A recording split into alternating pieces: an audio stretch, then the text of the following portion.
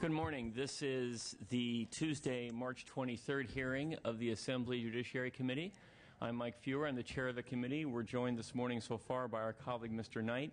Other members of the committee should join us so we can achieve a quorum and proceed with business. We always have a rule in our committee, 2 witnesses on each side, 2 minutes each. I want to announce at the outset that there have been a couple members who've chosen to pull their bills from consideration this morning.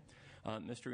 Amiano has pulled AB 1745, which is item number 1, and Ms. Conway has pulled AB 2315, which is item number 7. Both are off calendar today. And we have the pleasure of welcoming a new dashing member of the committee, the ever-talented Mr. Pedro Nava. And I'm astounded at the absence of our members at 6 minutes after 9, yes, with obviously an author who has an interest to present. Yes, and because that's the case, we're going to proceed to that author. In the absence of a quorum, we can still proceed, and I'd like to ask our colleague, Mr. Nilo, to join us. Item number 6, AB 2117. Mr. Nilo, welcome. I heard that number, and I noticed on my notes I transposed the number, and you confused me. But that's an easy thing to do. I fondly remember last August the fascinating debate that Mr. Fuhr, you and I had with a few other members relative to a budget proposal that I had. That the debate went on for something like 3 or 4 hours. I thought that was 2 years ago, Mr. Nilo. It was. Let's see. You're right. It was 2 years ago. It's such a fond memory. It's a fond memory. That much keeps on giving, closer. And I should remember that because I departed here to drive up to Lake Tahoe and perform the wedding ceremony for my son. I should remember that important date. But we digress. But I digress. I trust that this presentation likely will not take as long, and I'm quite sure that you will agree completely with my proposal in its entirety. Mr. Chair and members of the committee, I do come to present AB 2117, which proposes to fundamentally reform the state's unclaimed property law. As the committee analysis states, with great ambition, and I admit that is indeed the case. This has been an ongoing project for me for the last few years. Last year, I worked with the controller to successfully effect some marginal improvements to avoid unnecessary escheatment of property to the state, and more importantly, to help reunite property with property owners. But frankly, it's not enough. I have a different view of the effect of this system and its effectiveness.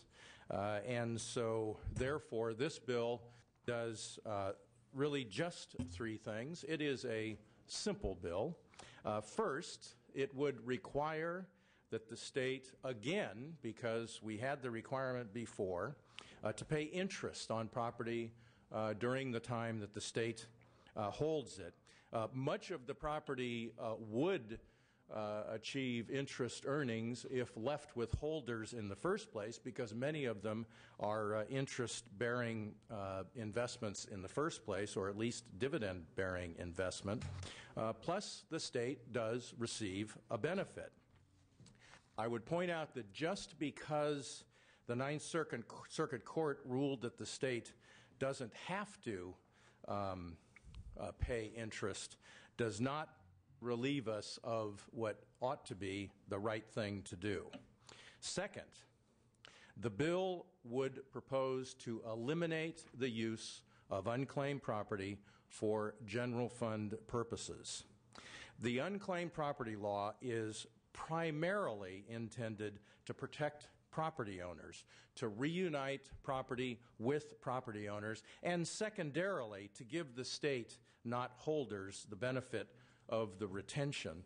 I submit that the secondary purpose, the secondary goal, indeed serves to pervert the first. If we think that the presumed abandonment of funds, the presumed abandoned funds are better held by the state, that's one thing. But better used by the state is an entirely different issue. Now, the committee rightly points out that I do not propose alternative uses for the funds, and I think that there are other ways that the funds could be used that wouldn't provide the perverse motivation to continue to change the unclaimed property law that accelerates escheatment to the state, which has continually happened, and would probably serve better fiscal purposes for the state, such as serving to close the unfunded or underfunded retiree benefits and other issues of like kind which we just plain don't do in our normal budget deliberations, at least so far. Finally, the bill extends the dormancy period from the current 3 to 5. Now, I think it's important to realize that when this law was initially enacted 50 years ago, the original escheat period was 15 years. It has gradually been reduced, not all at once, but gradually, down to 3, I would suggest, driven by the perverse motivation of using the funds for the general fund. But it is very hard, in fact, I would suggest perhaps impossible to suggest that this better serves the primary purpose of unclaimed property. I know of no information that proves a better record of reuniting property to property owners as a result of these changes. It does, however, result in more money to the general fund. That is a true perversion of the primary intent of the unclaimed property law. So, members, what began as a way to protect consumers, I believe, has grown into really nothing more than a cash cow for the state, really perverting the primary intent. If we're going to maintain this program at all and get back to its original intention of uniting property owners with their property that has truly gone abandoned, then we need some fundamental reforms to the program. I believe these affect that, and I would respectfully ask for your aye vote. Thank you very much, Mr. Nilo. Do you have any witnesses in support? Me. Well, that would be the most exceptional witness you could have. So, it is certainly the only witness. All right, very good. Are there witnesses here in opposition to this bill? Seeing none, members of the committee, questions or comments for Mr. Nilo? An instant approval would be impossible because we don't have a quorum, actually. So, well, one can always hope. I do want to stress that there are some issues that are not addressed in the bill that need to be, and the purpose for this is that I hope we can move it on and have a good discussion over this premise that I've put forward, the fundamental premise that, in my opinion, the secondary goal of the unclaimed property law serves to pervert the primary goal, which is the most important, reuniting people with their seemingly abandoned property. And I think an ongoing discussion and potential amendments of this bill to make it acceptable to those that have some concerns would, I think, be beneficial to the intent as well as our institution. Thank you, Mr. Nilo. Are Mr. Liu and Mr. Nava still with us? Very good. Okay, then we do have a quorum. Let's call the roll, please. Oh, I take it back. I think that we are actually, we had Mr. Liu with us. I think he has temporarily left the room, so before I'll go get him. All right. That was fun. Okay, let's call the roll, please. Fear. Here. Tran. Here. Brownlee. Here. Evans. Hagman. Jones. Knight. Liu. Here. Monning. Nava. Thank you. Before we proceed with the balance of discussion regarding Mr. Nilo's bill, is there a motion to approve the consent calendar? Is there a second? Call the roll, please. Fear. Aye. Fear, aye. Tran. Aye. Tran, aye. Brownlee. Aye. Brownlee, aye. Evans. Hagman. Jones. Knight. Aye. Knight, aye. Liu. Aye. Liu, aye. Monning.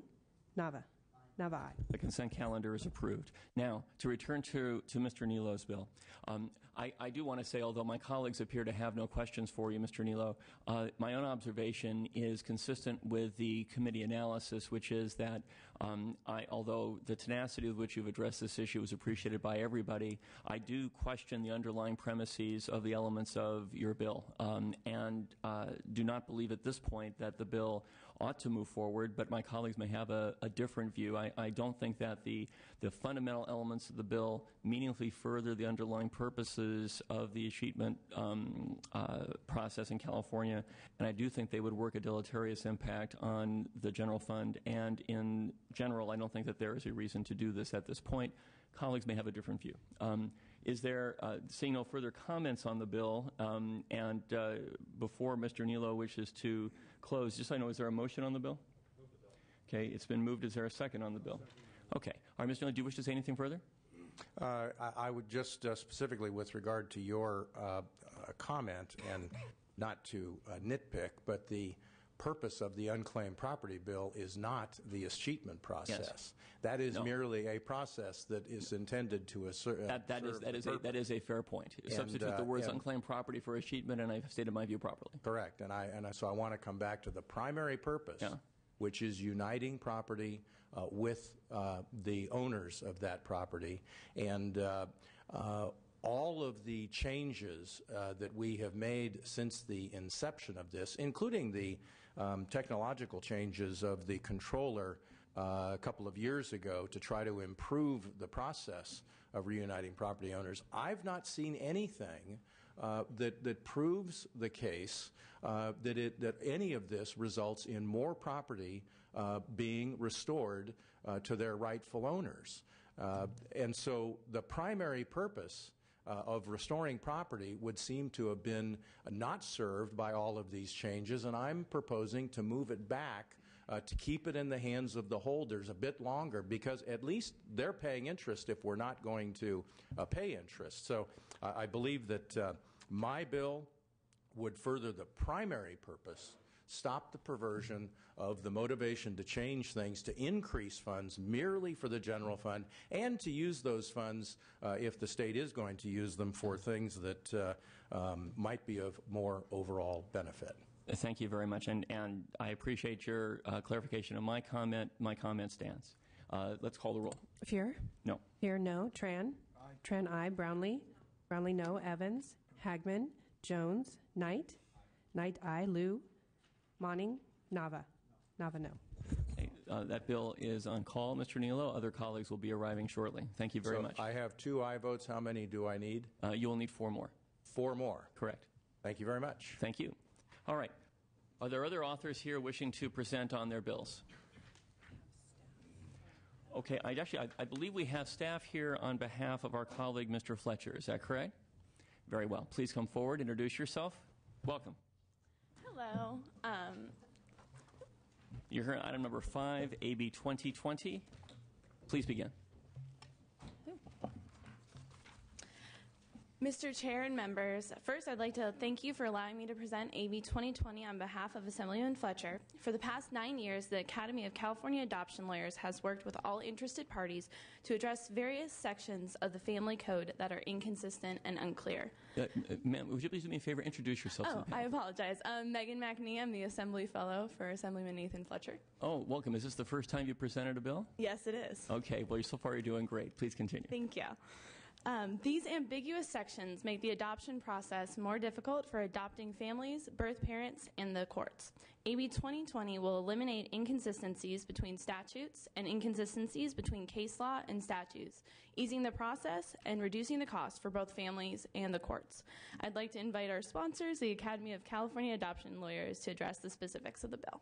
That was done beautifully. May I ask, are you pursuing this legislation as it's proposed to be amended? Yes. Thank you very much. First witness, please. Yes, Mr. Chairman, members, Donna Brownsey representing ACAL, and also this morning the California adoption agencies have graciously agreed that I could also register their support. We are the sponsors of the bill. I think Ms. McNee did a great job presenting the contents.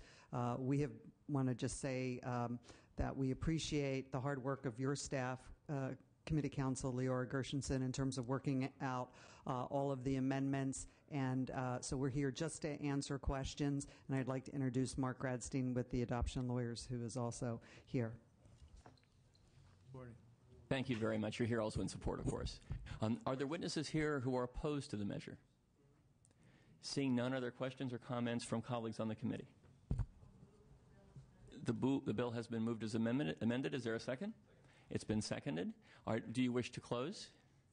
I just, on behalf of Assemblyman Fletcher, respectfully ask for your aye votes. All your work here should be so easy.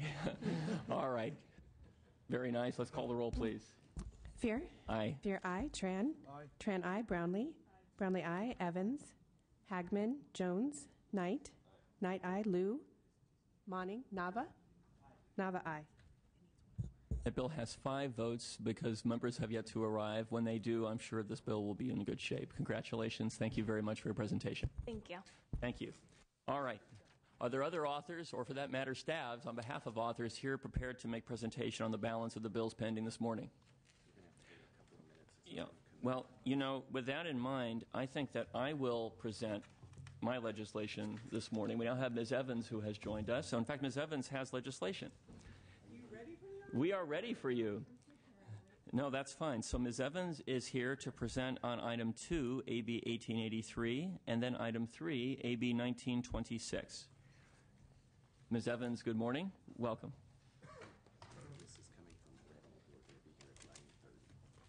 Timing is everything, Mr. Chair. Which bill would you like me to start with? AB 1883, item 2, please. All right. This bill deals with domestic violence vital records fees. And first of all, I'd like to accept the committee amendments. Thank you. The amendments require that reports be submitted to the Assembly and to the Senate Judiciary committees by any county that elects to raise their fees under this bill. The bill would authorize, but not mandate, authorize county boards of supervisors to increase fees on vital records up to $4, and that's for certified copies of certain vital records. And then the bill would require that half of the fee increase be allocated to domestic violence prevention, intervention, and prosecution efforts in that county. And the other half would be allocated to nonprofit, community-based organizations that serve domestic violence victims and their families. And this type of program has already been authorized by this legislature on a pilot basis for 4 counties, Contra Costa County, Alameda, Sonoma, and Solano. And this year, 2 additional counties, Stanislaus and Yolo, are seeking the same authorization. And Solano County is seeking to extend the sunset for its program. And instead of continuing this kind of piecemeal approach county by county, this bill would do it statewide. And again, it authorizes county boards of supervisors to do this, but it does not mandate it. So this is a good bill. It will address a continuous problem in our communities of domestic violence. And I'd ask for your aye vote. Thank you very much, Ms. Evans. Do you have witnesses here in support of your legislation? I do. Please, your first witness. Mr. Shermer. Yes, good morning. My name is Ben Shermer. I am the Executive Director for Rainbow Services. We're a shelter-based agency down in the Los Angeles area. And I am also a board member for the California Partnership to End Domestic Violence. And I'm here in support of the bill. I think Assemblymember Evans did a good job of giving an overview. This is a bill, or this is a concept that has been piloted in several counties. We are seeing that it's working extremely well. I know at the local level, and I'm sure you're hearing this over and over, funding is eroding for domestic violence agencies all over the place. So it's not any one source, although there is one, but we won't get into that. That's a big source that we're losing fundings, but it's all over the place. We're seeing the funding go away from foundations, from private donors. This bill gives us an opportunity to be able to create local programs that have local control that will meet the local needs. Being on the board of the California Partnership to End Domestic Violence, I notice that there's very different needs around the state. So this bill does a really good job of addressing that.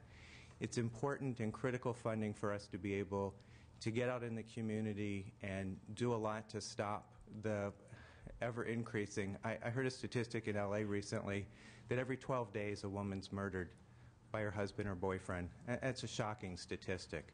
So there's so much that we need to do, and this bill will give us some local control to be able to do that. Thank you. Thank you very much. Next witness in support, please.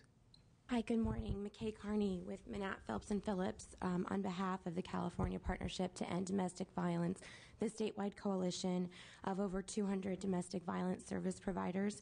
Not to take up too much of your time, just wanting to emphasize that with the reduction in funding and a decline in private donations, this has been coupled with an increase of need for services, and this bill will help kind of fill in the gaps for these domestic violence service providers and help them continue to do the good work that they do. Thank you. Thank you for your testimony. Other witnesses in support? Witnesses in opposition?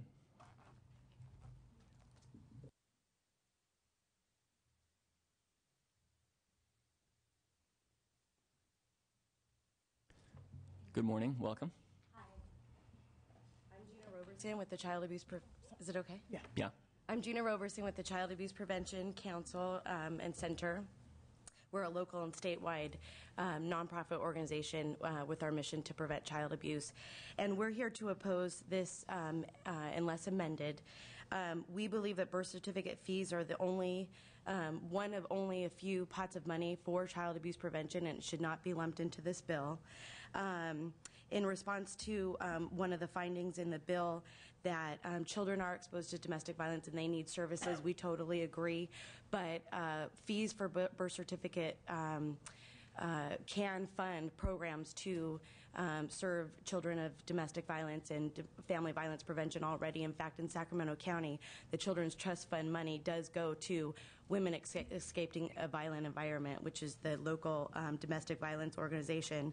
We believe this bill would limit the take away local control for counties, and it would limit the type of child abuse prevention programs counties would fund with the birth certificate fees, such as chronic neglect, shaken baby prevention, sexual abuse, and child exploitation, just to name a few. We oppose this bill unless amended, and we would like to remove birth certificate fees from the language of the bill and the other parts of the bill work. And we would like to allow counties with the discretion and authority to make their own decision of what the needs are in their community. Thank you. Your next witness in opposition, please. Hi, my name is Robin Bowen. I'm the Executive Director of the California Parenting Institute. I'm also the coordinator of the Sonoma County Prevent Child Abuse Council, and I also coordinate the Greater Bay Area Child Abuse Councils. I'm here to say that currently some of the major funding sources that we have for fighting child abuse and neglect in our counties is through the Children's Trust Fund, which is generated by birth certificate fees. Those fees go directly into local funds, and we have local control over how those funds are spent. Any type of raise on those birth certificate fees would limit our ability to raise money for an ever-growing, diminishing resources, but ever-growing need of child abuse in our county. Not much has changed over the decades around child abuse and neglect. In fact, every year in the United States, 1 out of 100 children are victims of substantiated child abuse and neglect. And among the wealthiest democracies, if you consider the United States still one of them, which I do, we have higher death rates, 3 times higher than Canada, 11 times higher than Italy. And we are facing huge numbers of increases with everything that's going on in the economy. We need all the support that we can get. In addition to that, and excuse me because I'm a little nervous. Don't be nervous. You're doing fine. Please continue. Okay. As you know, we're all experiencing and facing a budget deficit of significant proportions and magnitude that tends to be growing each year. Child welfare services locally has been impacted tremendously. I know in our own county we receive over 10,051 calls a year into the child abuse hotline of concerns. And even now when a case is being substantiated, we do not have the funding to open them as a child abuse case in our child welfare load. Thank you. You know what? If you want to take a second to conclude, that's fine. Okay. So I understand that there's this dilemma, and I want you to know that as My colleague has also mentioned that in our own county, we use child abuse prevention funding to treat domestic violence. In fact, our agency offers a service where we treat trauma victims of child abuse, and over 50% of those children in our clinic are children who have been exposed to domestic violence. Thank you very much for your testimony. Other witnesses in opposition to the measure? Good morning, Mr. Chair, members. Rob Grossklauser with the County Recorders Association of California. We're opposed due to the funding mechanism. We feel it's not associated with our function, but we support combating domestic violence. Okay, thank you. Other witnesses in opposition? All right, members of the committee, questions or comments for the author?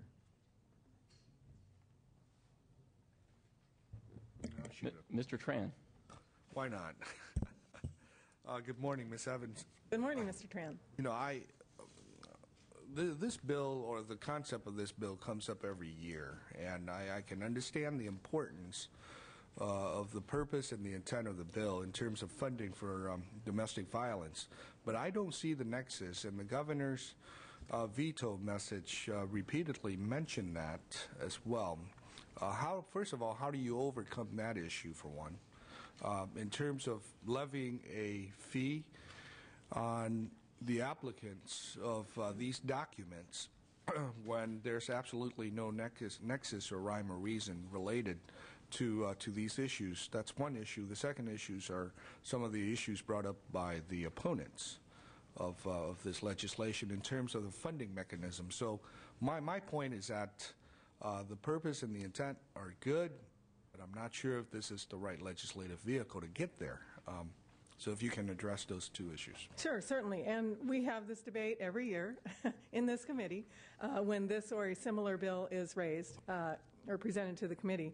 And I would just have to say that it's pretty settled law under Sinclair Paint that this type of assessment is a fee under the law. It is not a tax.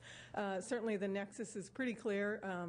What we're talking about in terms of vital records are those records that are related to marriage, birth, and death, which is completely related to, the nexus is very clear, to domestic violence. I'm not saying one causes the other, but certainly one creates the situation in which domestic abuse occurs. It's doubtless. I mean, it's very clear. And you and I may have a difference of opinion on that, and I think that we do. But I think it's very clear under Sinclair Paint that the nexus is there and that this is a fee and not a tax, and the legislature has the legal authority to raise it. And the reason it comes up every year is because we've been doing this piecemeal, and that's exactly what this bill is designed to end. This has been happening in several counties throughout, in the past several years. I'm not exactly sure how many years, but it has never been successfully challenged, and so there we are. I do want to address some of the issues that were raised by the opposition, though, Mr. Chair, if I may. Sure. It's extremely disappointing to have child abuse prevention advocates opposing the bill for several reasons. First, I don't believe this is a zero-sum game, nor should it be. Child abuse is part of domestic violence, and one affects the other, and it's all-inclusive. Second of all, child abuse prevention advocates have not introduced legislation to do this, and I've never been approached on the issue, nor anybody else to my knowledge, and I'd be very happy to work with them. In fact, I have worked with these advocates for many, many years, and I'd like to work with them on this issue if they are willing to do that. It's disappointing that they would come and simply oppose the bill without trying to reach some compromises on how this goes forward. And we've been doing this for years, so it's not like this just, came out. And Ms. Evans, isn't it the case that the governor actually has signed legislation that along these lines, so that the nexus at the administration's level has been viewed as clear, correct? You're correct, Mr. Chair. Yes, okay. All right. Colleagues, any further questions, observations, comments for this author on this bill? All right. Is there a motion on the legislation? It's been moved. Is there a second? It's been moved and seconded. Ms. Evans, do you wish to say anything further in close? I would ask for your aye vote. All right. Thank you very much. Call the roll, please. Fuhr? Aye. Fuhr, aye. Tran? No. Tran, no. Brownlee?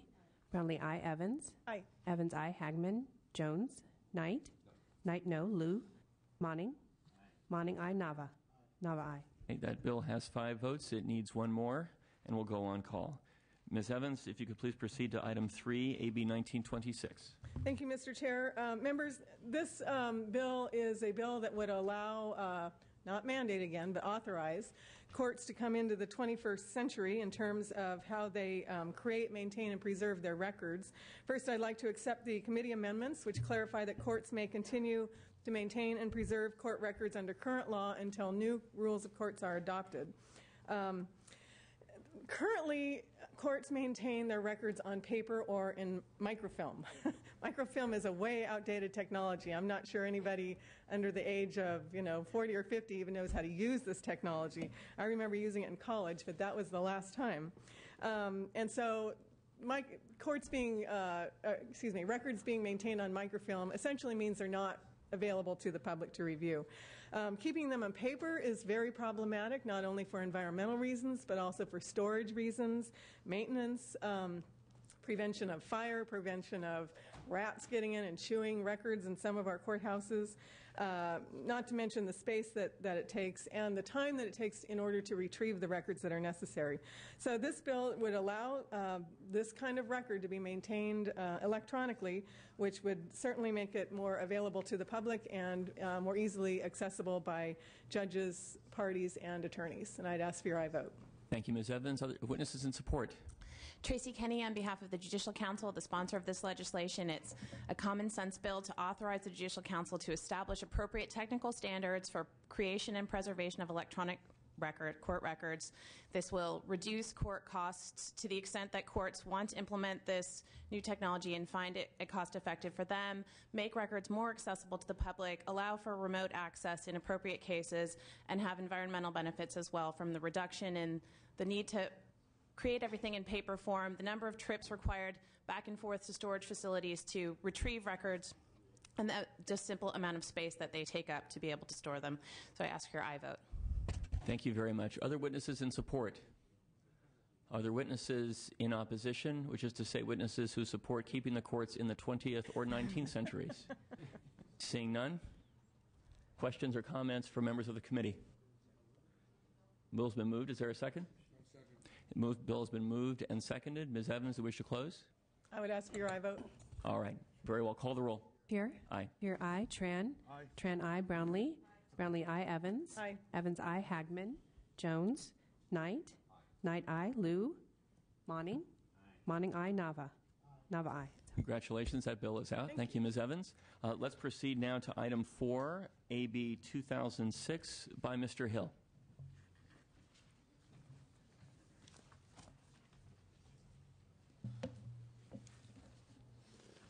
Mr. Hill, welcome. Thank you very much, Mr. Chair and members. I wanted to begin by accepting the committee's amendments and to thank the committee for allowing us and working so closely with us to develop these amendments. And these amendments will require the California Research Bureau to conduct a study on religion inclusiveness in California law, assess the extent of the problem, identify appropriate alternative language, and consider the fiscal and legal implications of changing existing language.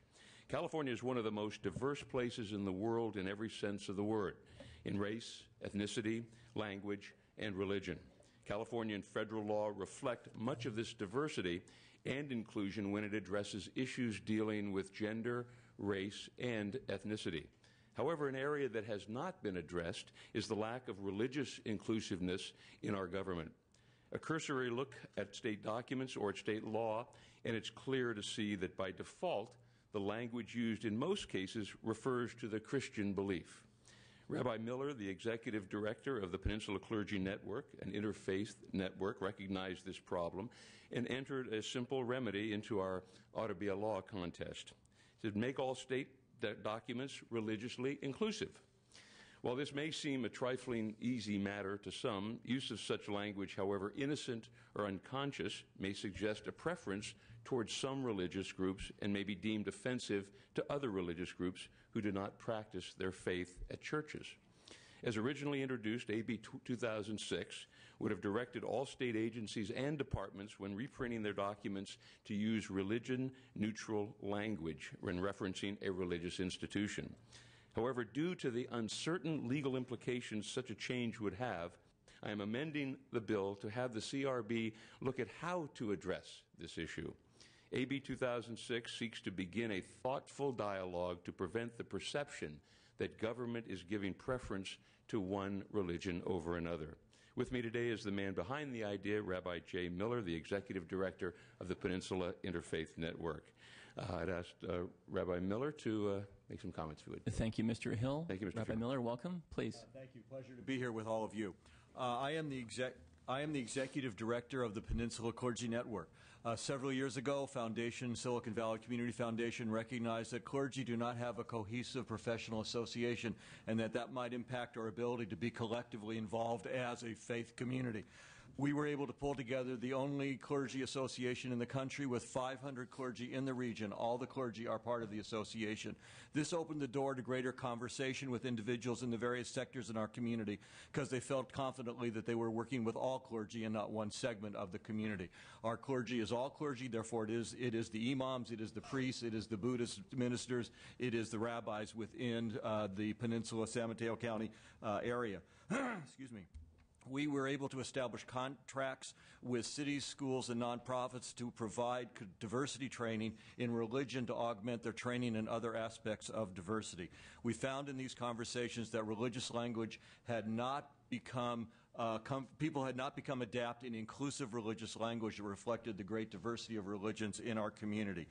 We feel there's a need for a statement at the policy level in these organizations and at our state that this is an area that needs to be considered along with other concerns for speaking to the diversity of our population, and also because of the historic separation of religion and state, that it is appropriate, even with consideration of that separation, that there are appropriate means for us to be considering this issue so that we effectively serve clients and constituents within our communities. We have a term now that we're very comfortable with, the census, a portrait of the United States, a portrait of America. It is very important that when we speak, that our language, when it paints a picture, that it paints a picture that everyone sees themselves within that portrait. That is what this legislation is all about. Thank you. Thank you very much. Other witnesses in support? Are there witnesses here in opposition? Seeing none, members of the committee, questions or comments for Mr. Hill? Is there a motion on the bill? It's been moved and seconded. Mr. Hill, do you wish to close? I just respectfully ask for your aye vote. Thank you, members. Very well. Call the roll, please. Fear? Aye. Fear, aye. Tran? Brownlee? Brownlee, aye. Evans? Evans, aye. Hagman? Jones? Knight? Knight, no. Liu? Monning? Monning, aye. Nava? Nava, aye. Jones, aye. Hey, that bill now has 6 votes and is out. Thank you, Mr. Hill. Thank you, Mr. Chair. Thank you, members, for your support. Let's proceed now to item number 9, AJR 32, by our colleague, Mr. Monning.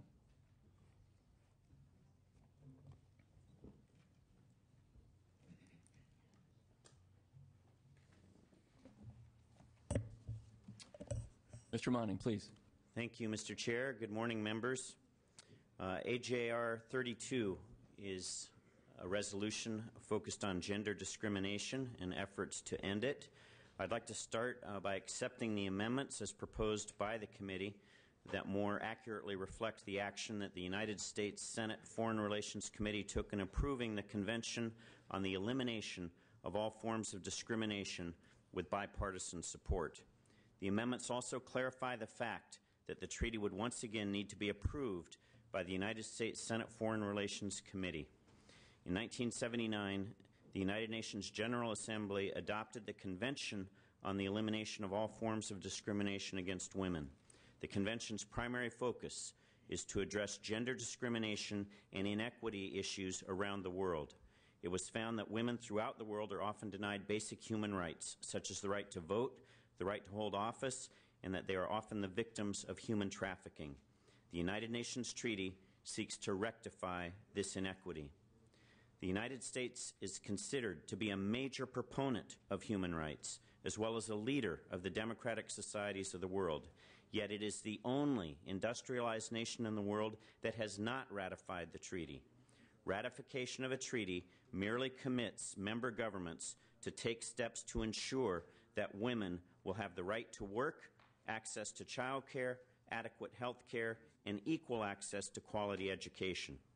AJR 32 declares that the California State Legislature believes it is important to address gender equity issues and requests the United States Congress and Secretary of State to place the UN treaty as a high priority in order to accelerate its passage through the U.S. Senate Foreign Relations Committee in order for the United States to join other signatory countries and fight against gender discrimination. This bill was brought to our attention through the efforts of the California Senior Legislature, and I'm pleased to have with us today two witnesses in support of this bill, Ms. Sherry Jenkins from the California Senior Legislature and Sue Miller with the American Association of University Women. Mr. Chair, with your permission, I'd like to present the testimony of these witnesses. Thank you very much, Mr. Monning. Your first witness, please. Good morning. My name is Sherry Jenkins, and I represent the California Senior Legislature. And we are the proud sponsor of this bill. When I first looked at this bill, I didn't fully understand why we needed it in this day and age. It's 2010. We have both men and women in the space station in outer space. You know, but then I started to read it. And I understand that with all of our modern miracles and invention, we have completely left out an important issue. Today we have women in government, senators, assembly members, and in Congress, and even running for the vice presidency of the United States. We have women company CEOs, and we even have women doing hard labor in the shipyards. What we don't have is a ratification from the United States of America, the land of the free, to adopt the United Nations Convention on the Elimination of All Forms of Discrimination Against Women. We need to get this treaty brought forth for the President's signature. We need to be able to stand up and say, yes, we are the leaders of the democratic societies of the world and the leading proponent of human rights. That is why I respectfully ask for your aye vote. Thank you. Thank you very much. Next witness, please. I am Sue Miller. I am a member of the Board of Directors of the American Association of University Women of California, and I am also the director responsible for our public policy. I'm here today to ask that you support ratification of this treaty. Equality for women is very high on our list of legislative priorities, both locally, I should say, in California, and nationally. And we are very much in favor, and have been for a long time, in the ratification of this treaty. The fact that we are one of the countries, along with Sudan, Iran, Somalia, who has not ratified this treaty really is deplorable. Women around the world are victims and survivors of egregious human rights violations and abuses. In fact, in Africa, it's estimated that 1 out of 3 women will be raped during her lifetime. As a leading superpower, U.S. ratification would lend weight to the treaty and provide valuable support to women seeking reforms in countries around the world. Without the United States as a party to this treaty, repressive governments can easily discount the treaty's provisions. It is essential to secure basic legal recourse to women and girls against violations and abuses of their human rights. Elimination of discrimination is a worthy pursuit. Empowerment of women, half of humanity, can result in economic resurgence, particularly in third world countries. It is time for members of all parties to stand together in support of women worldwide. AAUW urges your aye vote in calling for the U.S. Senate to ratify this bill. Thank you very much for your testimony. Are there witnesses, in addition, in support of the measure? Are there witnesses here in opposition to this measure? Very well. Colleagues, questions or comments for Mr. Monning or his witnesses? Mr. Knight. And we welcome Mr. Hagman as well. Thank you, Mr. Chair. Reading through this resolution, it's and I understand it completely, except when I get to 17, 18, and 19 of the resolution. We're trying to make sure that there is no discrimination of women, and that countries are understanding that here in America we have done everything we possibly can to make sure that proper laws are in place and that discrimination is wiped out. And yet, in the resolution, as I read 17, 18, and 19, it says, whereas over 6 million women are beaten by their husbands or boyfriends each year in the United States, and 1,500 of them die from their injuries. I am perplexed to see why this is part of the resolution. I understand the resolution. I understand the concept of the resolution. I don't understand those 3 lines in there of trying to bring forward something that is happening in America that, in my opinion, discrimination probably doesn't have anything to do with that. That's probably something that has to do with a criminal activity by someone over one of their wives or girlfriends that happens. Probably not because of discrimination. Thank you, Mr. Knight. If I could respond to that. If you would, Mr. Money. I appreciate your focus on that particular component. I think it is important, from my view, that this bill seeks to both position the United States government as a leader in the world for protecting the rights of women.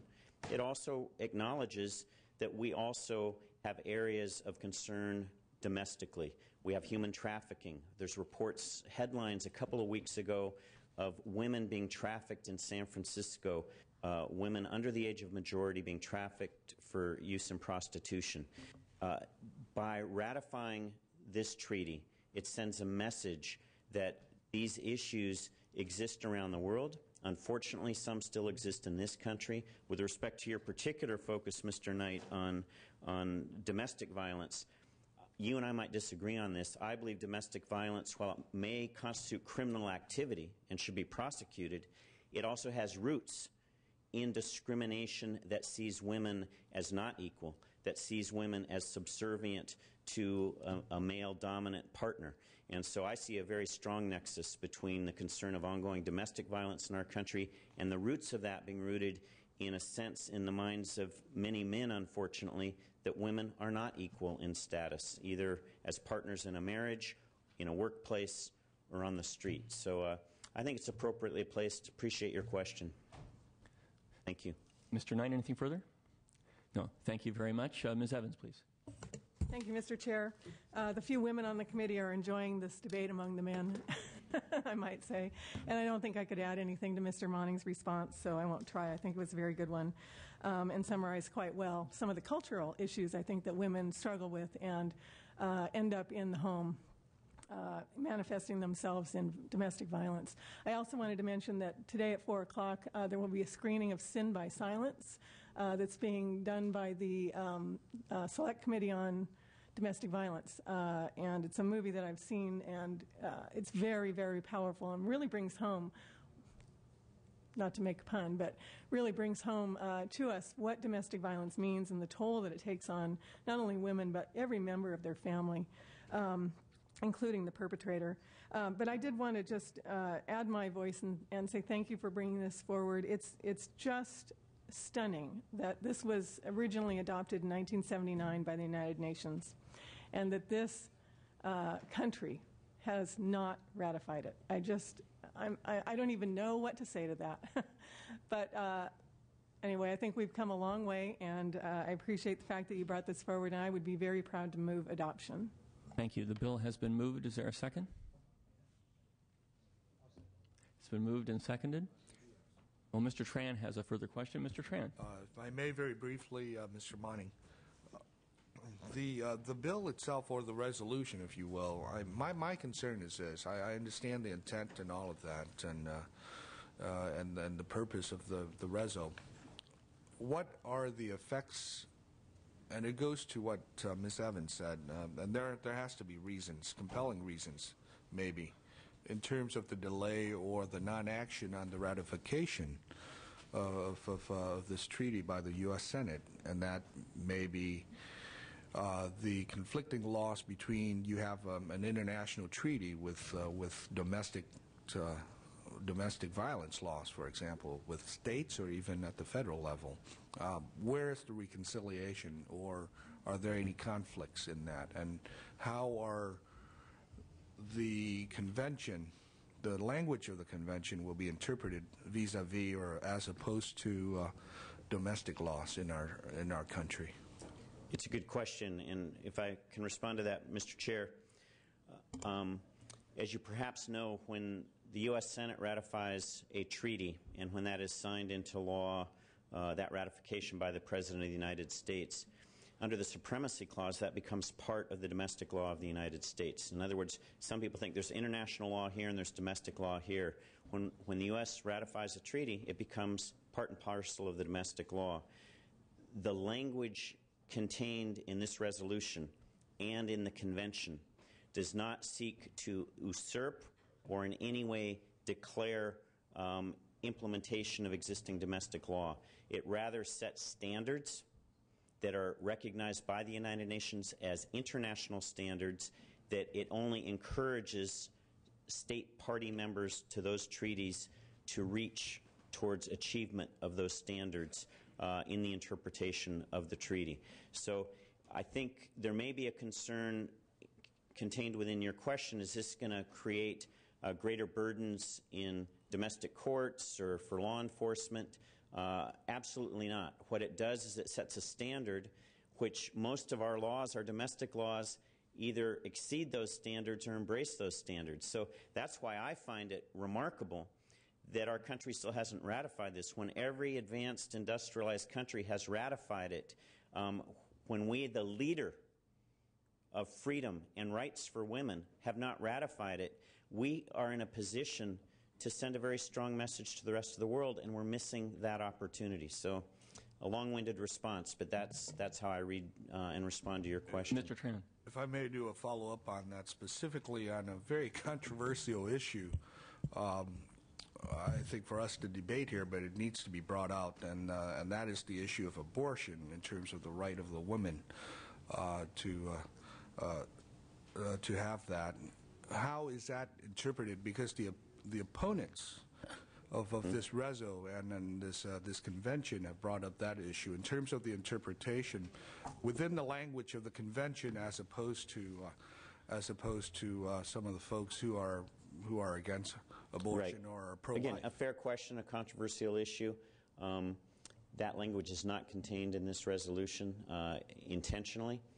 We've worked with various interest groups who have expressed that concern, and a close reading of the resolution, it does not embrace one way or the other the question of abortion. It recognizes the right of a woman to health care, access to health care. It does not articulate further rights in the area of female reproductive rights and freedoms. Thank you, Mr. Tran. Ms. Brownlee. Well, I would just add that the woman's right to choose, if I was writing this, I would add that in, because I think it is an established law here, and certainly an area where the United States has been a leader. But I would just like to say that I think it's important that the women legislators are co-authors of this bill, and I, for one, certainly would like to be one. Thank you. I appreciate that. Thank you very much. Any further questions or comments from members of the committee? Seeing none, Mr. Monning, do you wish to close? Just want to thank you all for the opportunity. I want to thank our witnesses for being here today and urge your aye vote. Thank you. Thank you very much. Call the roll. Fuhrer? Aye. Fuhrer, aye. Tran? Brownlee? Brownlee, aye. Evans? Evans, aye. Hagman? Jones? Jones, aye. Knight? Knight, no. Liu? Monning? Monning, aye. Nava? Nava, aye. That bill has 6 votes and is out. Thank you very much, Mr. Monning. Now we'll proceed to the final item on our agenda, item number 8, AB 2486, which is my bill. I'll ask Mr. Tran if he would please lead the committee hearing on this measure.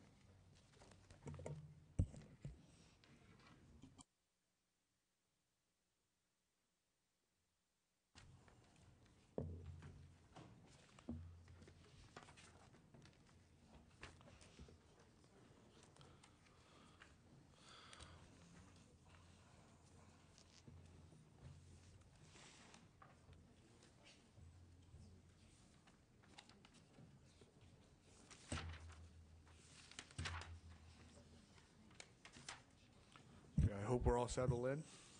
Mr. Chairman, you can proceed. Thank you very much, Mr. Chair. So first, I want to begin by saying that there is an amendment that I will adopt as an author's amendment. Now, this bill is the Teen Alcohol Safety Act of 2010. I'm going to make a very brief presentation this morning because the bill is a very focused piece of legislation. It does simply this.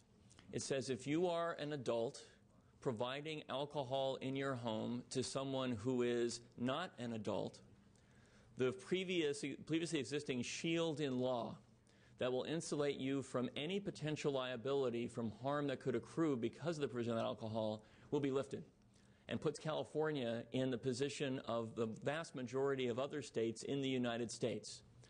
The time for this change in law is clearly long overdue. And as you'll hear in a moment, would that this law had been changed previously because it might have saved a life. The point of this legislation is not to engender litigation, just the opposite. The point of this legislation is to deter irresponsible adult behavior in providing alcohol to minors in homes. We know the devastation that underage drinking causes in our country. We know the problem of binge drinking. And unfortunately, adults sometimes contribute to that problem.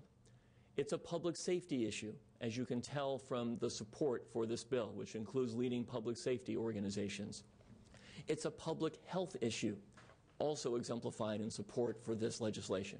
In fact, this legislation has no opposition, which is unusual for a bill that would change state law to potentially open up liability.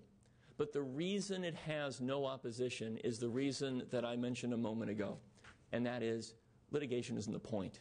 The point is adults shouldn't be giving alcohol to kids in their houses and should think twice before that might happen under their roofs. So with that, I'd like to present witnesses in favor of this legislation. I'd like to, in particular, acknowledge the presence this morning of Steve and Debbie Allen, who are the parents of a daughter who, because of a situation in someone else's house, is no longer with us, in addition to representatives of Mothers Against Drunk Driving and other organizations. Let me begin with the Allens, please. Thank you, Senator. I have some cards here, and I was told that I could possibly get them passed out to the committee members. Thank you. You can give that to the sergeants. Thank you. Please proceed. Okay. Good morning, committee members. And thank you for having me here today. My name is Debbie Allen, and this is my husband, Steve. And I am from the Redding area here in our state of California.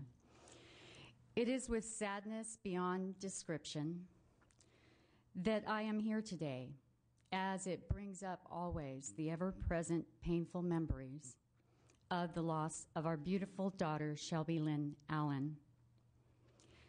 But I hope that my testimony can lead to legal changes that will help and prevent other deaths from occurring, and will act as a deterrence and make adults think twice before knowingly giving alcohol to kids in their homes.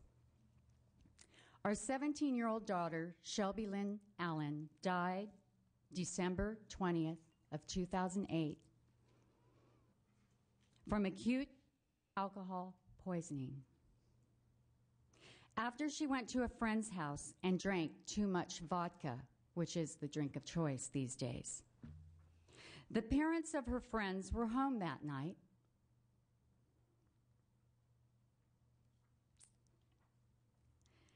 and allowed the teens access to a full bar, a full and complete bar. After Shelby's death, we started to try and seek answers to what happened that night. But we were met by a wall of silence from the family. As a last resort, we sought legal advice. But we were told that California has a 32-year-old law that grants social hosts a complete and absolute immunity from civil legal responsibilities. As Assemblymember Fior mentioned, we are one of only 3 states that has such an outdated law. I am a former police officer, and actually I'm a former guard of Governor George Deukmejian. That was probably about the last time I walked these chambers. I quit my job, my career, to raise my children, and was always aware of safety foremost for all children, not just my own.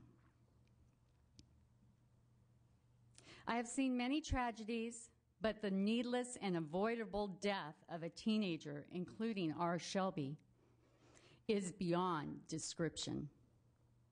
Since Shelby's death, our family has established a foundation, Shelby's Rules, dedicated to spreading the word to teens and adults and parents about the dangers of binge drinking and just how easily, after just a few swallows in a short period of time, meaning 2 hours or less, a life can be lost if they have no medical attention.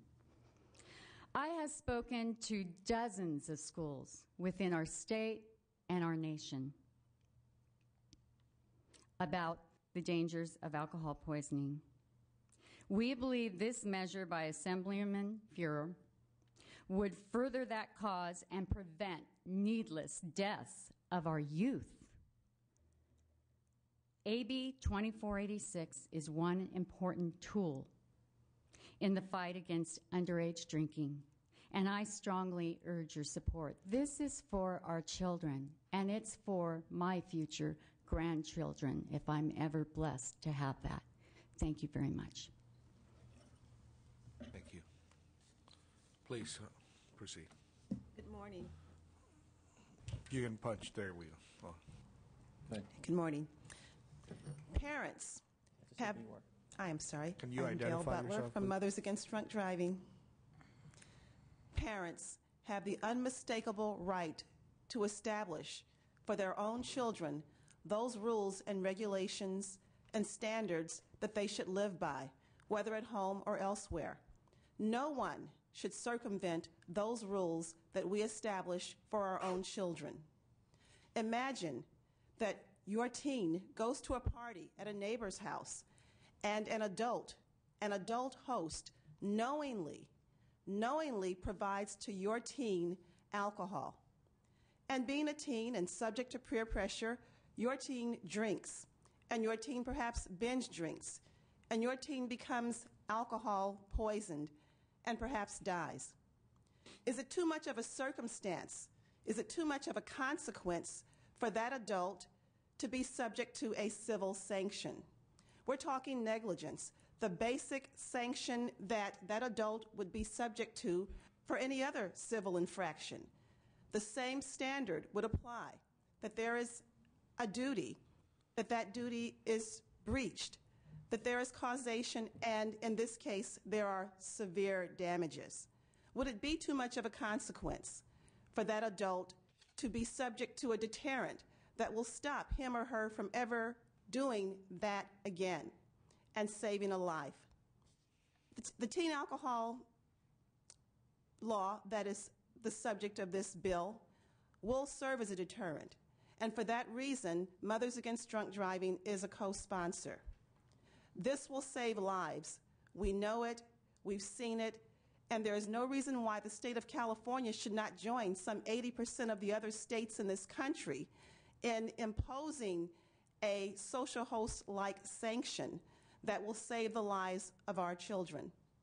I implore you personally to vote favorably for this law, and I hope for this bill, and I hope that none of you will ever be subject to what the Allens have experienced, whether in your own life or in the lives of someone that you know. Thank you so much. Thank you. Any other witnesses? Just very briefly, Mr. Chair, Mike Belote for the California Defense Council. At a recent meeting of our board, we had quite a debate on the issue, and about 15 minutes in, one of the members quietly said, "This is the right policy for California." and we ought to support the bill.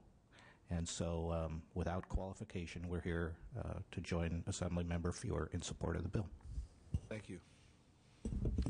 Christopher Dolan, President of the Consumer Attorneys of California. We urge your support of AB 2486 and your aye vote. Thank you. Any other witnesses in support?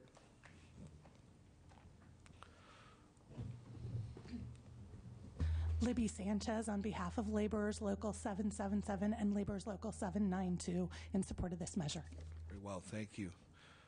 Any other witnesses in support? Seeing none, I'll call any witnesses in opposition.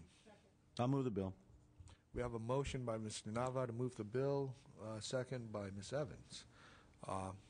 No opposition. Any questions from the panel? Seeing none?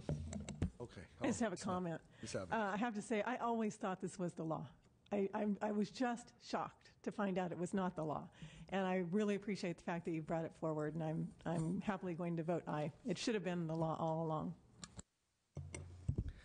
I agree with Ms. Evans, and I just want to say, too, as a member who served on a school board for 12 years, I can't tell you how many times at springtime, when prom season came, so forth and so on, how many kids we had to expel from school because they were at home, they were at friends' homes with their parents, and parents providing alcohol as a rite of passage. You know, they're graduating from high school. This is an opportunity. You know, this is an opportunity. This is okay.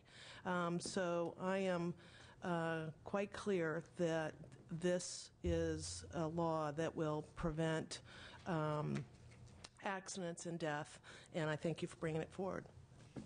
Thank you, Ms. Brownlee. Mr. Knight, are you okay? If I can do some closing on my end. First of all, I'm very proud after looking at the bill and also working with the chairman, Mr. Feuer. First of all, thank you for taking leadership on this piece of legislation, which is very important for the safety of our youth, but also sets the responsibility on the parents as well. The issue here, obviously, is this knowingly, the standard of law and knowledge, and all of those related standards related in a court of law. And I'm very happy that you've taken the amendments to clarify some of the standards, or at least reconcile with the definitions, which clarify a number of things. So I'm very happy to be an author, co-author, and to support this. We have a motion as well as a second. Perhaps you can close. Yeah, just very briefly, I am very grateful that Mr. Tran has joined as a co-author. I'd be delighted if other members would choose to do the same. That would be wonderful. Thank you very much. And with that, I just want to say it takes a lot of courage to endure what the Allens have endured and to transform that grief into making sure that other parents don't suffer in the same way. I want to acknowledge that courage publicly and urge your aye vote. Thank you. Clerk, please call the roll.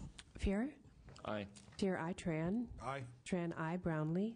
Brownlee, aye. Evans? Evans, aye. Hagman? Hagman, aye. Jones? Jones, aye. Knight?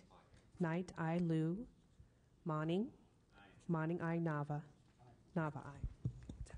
Thank you very much. It's unanimous.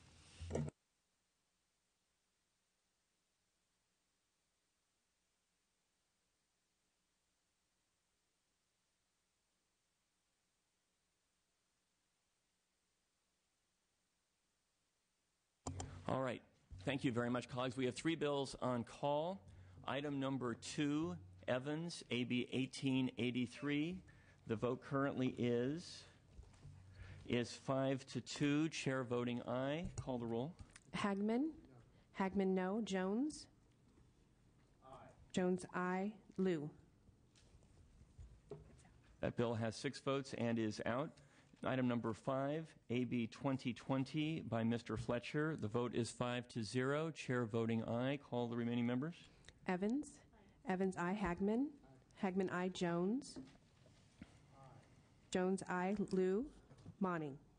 Monning, aye. That bill is out. The remaining matter is item number 6, AB 2117.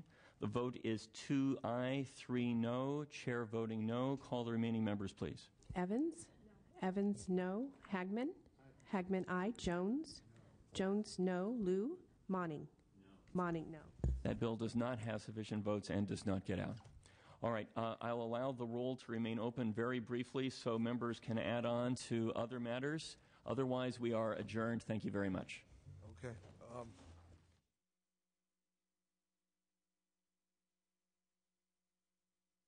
Consideration on item number 6. Oh, yes, Mr. Tran asked for reconsideration on item number 6, and without objection, that will be granted.